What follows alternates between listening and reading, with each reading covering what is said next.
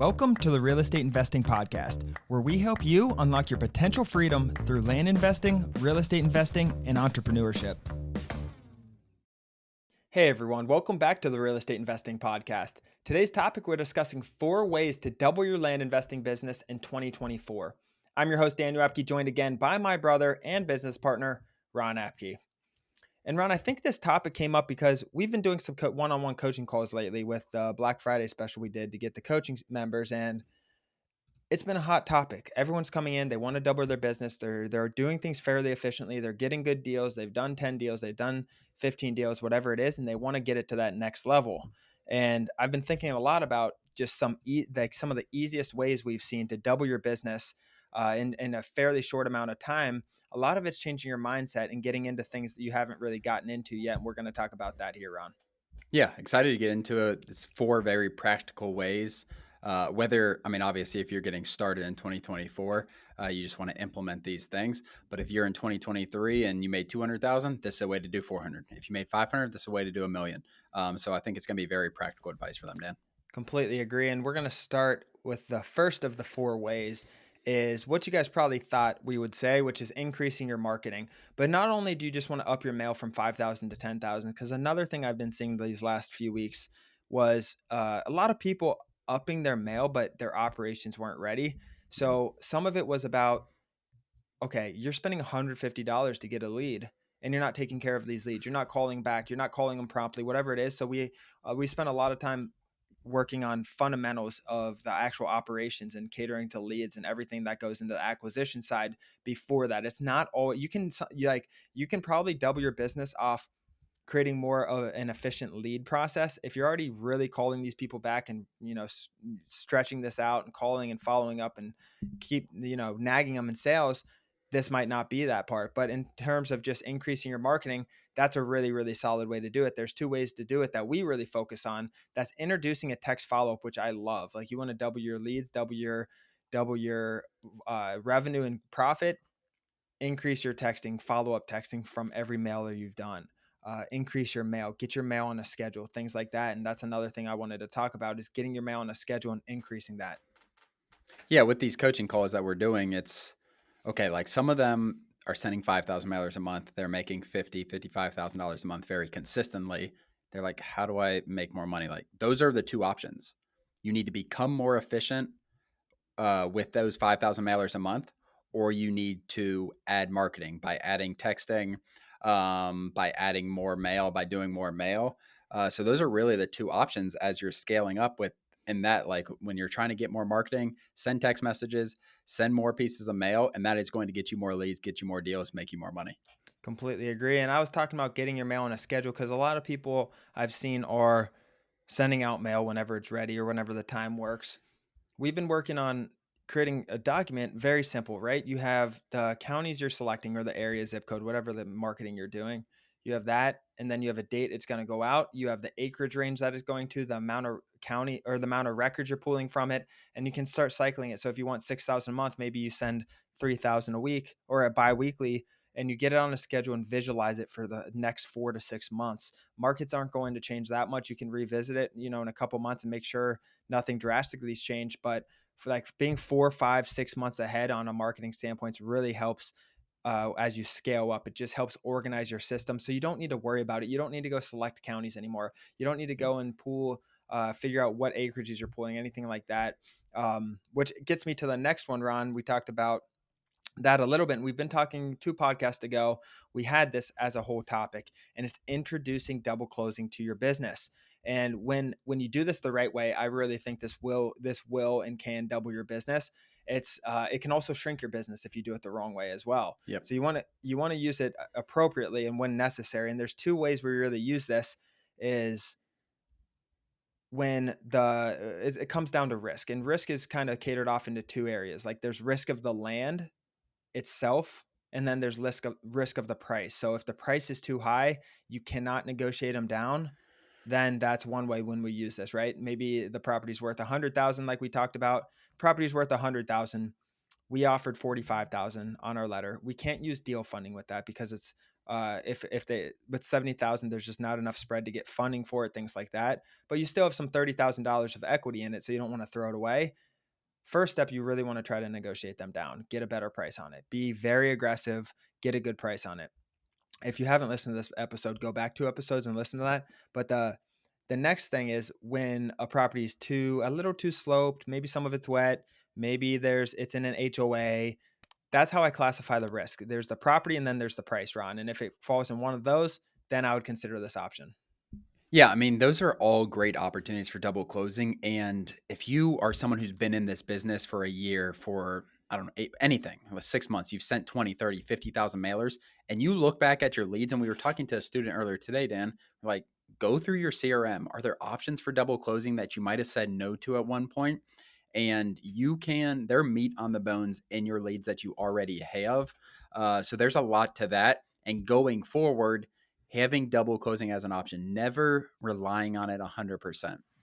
It's very, very key. But when someone is sticking to their number and they're willing to let you market it for 3 months, whatever it is, that is a way where you can easily add three, four, $500,000 to your business. Someone in our community right now is buying a property for $395,000, and they're going to. I reviewed it the other day. They wanted to list it like 650. I told them probably like 600,000, so you can get it closed. This is double closing, so you do not have unlimited time. But he's going to make anywhere from 150 to 225 on that deal, and he never had money out of the pocket, nothing like that, and it's just added revenue. If that wasn't an option, he would never be making that money.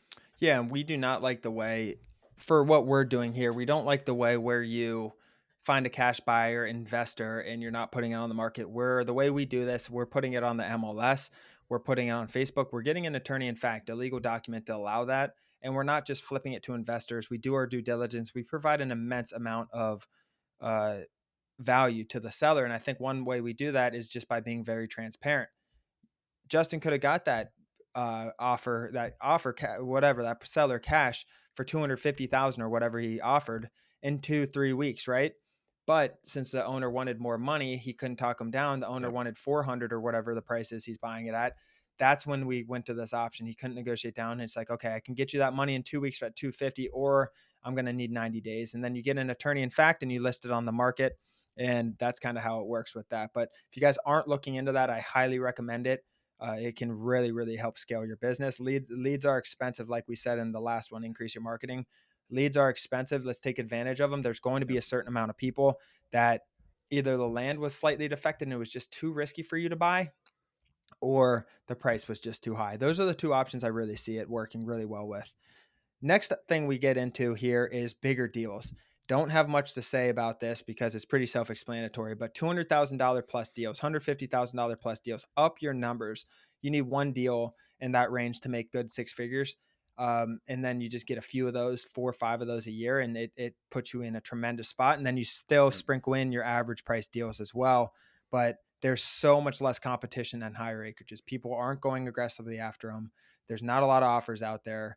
People are scared of them because the funding, the risk, all of that stuff. But it is a way to really, really scale your business.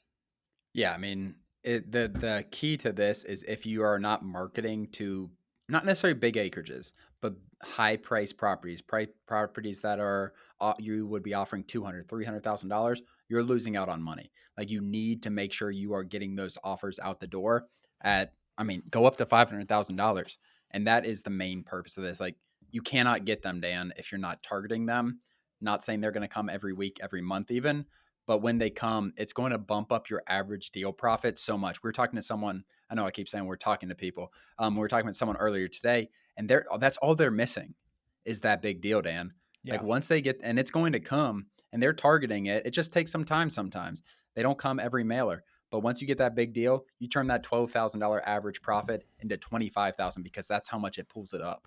Yeah. And it's a mindset. Some people only market from 2 to 20 acres or something like that. But it's really a mindset shift of getting more higher offers out there, 2 to 200, 2 to 500, whatever it is.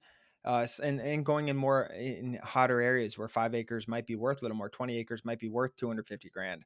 That type of stuff as well would do it. And both the strategies work well. You either have to up your acreages or up the price per acre and go target those areas. Those are kind of two ways to do it. But Lastly, we have, which kind of goes hand in hand with bigger deals, the fourth way. So far around, we have increase your marketing, introducing double closing, get bigger deals. And then the final one, the fourth one is projects.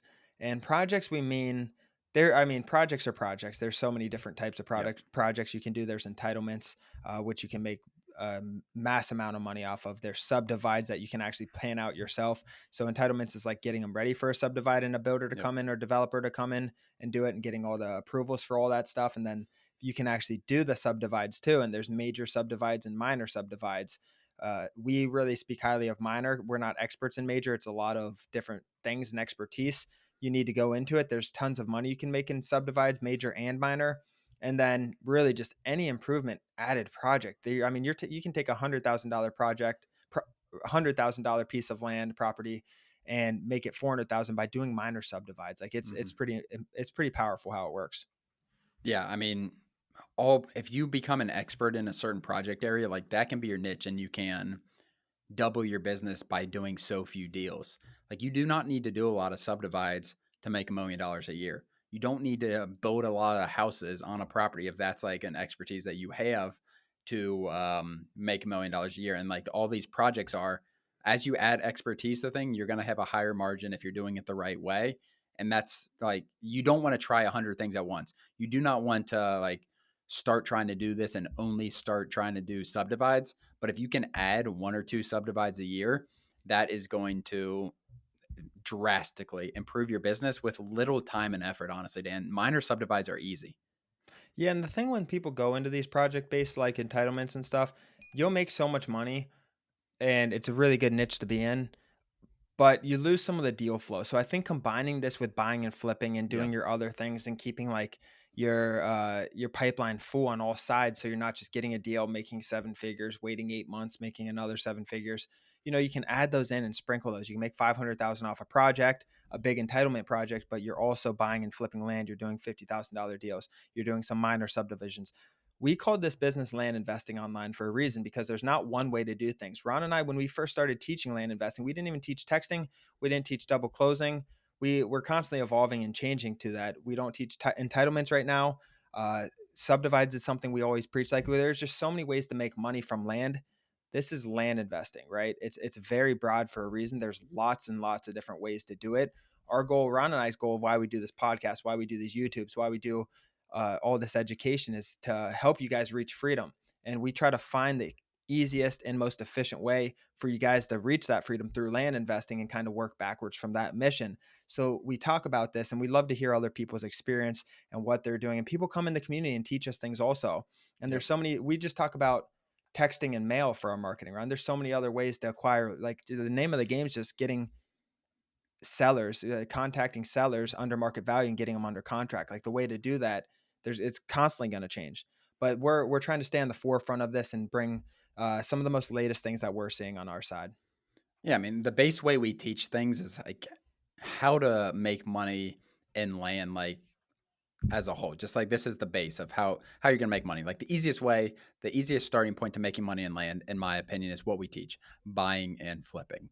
But then you start putting in your own spin on things, whether it's projects, whether it's different marketing, and you just learn. Like you learn, you're going to learn from buying and flipping about land, the base education of land, and beyond that for sure. But then you bring in your own thing, you test things out with 5-10% of your time and money, and you're going to learn so much more, and then your business will take off, and that's how you're going to double it in 2024. You need to test things out, Dan. Like I'm not one to, like you said, don't throw 75% of your business at subdividing if you've never subdivided. But you, 1 out of every 10 deals, if that's a subdivide, that is going to change your business, change your life, provide that freedom that Dan was talking about. um yeah, I mean, anything's possible for you guys in 2024 in land, Dan. Yeah, I think take these, take these four things we've talked about. You can introduce all of them. Like introduce texting if you haven't. If you guys are serious about this, definitely introduce double closing. Definitely introduce texting if you have the time. Don't do it if you're already time strapped. But if you're time strapped, mail's the most efficient way with blind offers specifically. But introduce texting if you have the time. Introduce double closing. Everyone, period, should do that. Yeah. to increase your business. You will get deals from it immediately. I was just talking a couple months ago, or probably a month ago, to our other brother Mike, and I've been preaching this, and he was asking when the module's coming out and all that stuff. And then the module was released the next day. Within 24 hours, I think, maybe 48 max, he had one under contract because he had that pipeline, like Ron was saying, the meat on the bone's already sitting there. Hopefully he makes some good money on that. But introduce double closing, get bigger deals, up your acreage ranges. Once you guys start making money, you're going to have extra money to work with, right? And when you have extra money to work with, you're not worried about what 5,000 yield mailers get you, or 10,000. So you want to start experimenting a little bit. Send out high acreages, send out expensive areas. Take 10-20% of your marketing money and try new things. Go after highly priced, very high priced properties outside of very hot city, things like that, and get aggressive with Yep. your pricing and just try different things with 10 to 20%. But yeah, I think if you add a couple projects, get a bigger deal, a couple a year, introduce double closing, introduce some texting, and just increasing marketing in general. Like this, it's so simple. And while you're doing that, you're going to break your operations. You're going to see what's working, what's not working. Your things are going to fall through the crack. And that's when you got to constantly throw things at the wall and kind of see what sticks and see what slipped through and see where things are breaking. Yep. I don't have much more to add, Dan. I think that's really helpful. Like Dan said, try some of this stuff out in 2024. It's not like it's trying. Like it will work if you implement this stuff. Your business will grow without a doubt, and then your operations will be strained a little bit. Fix the operations, scale up some more, and you'll be good to go. As always, thank you for joining. Please do us a huge favor and like and subscribe our YouTube channel and share this with a friend. It really means the world to Ron and I, but more importantly, it could help change the life of someone else. Thanks for joining, and we'll see you next episode.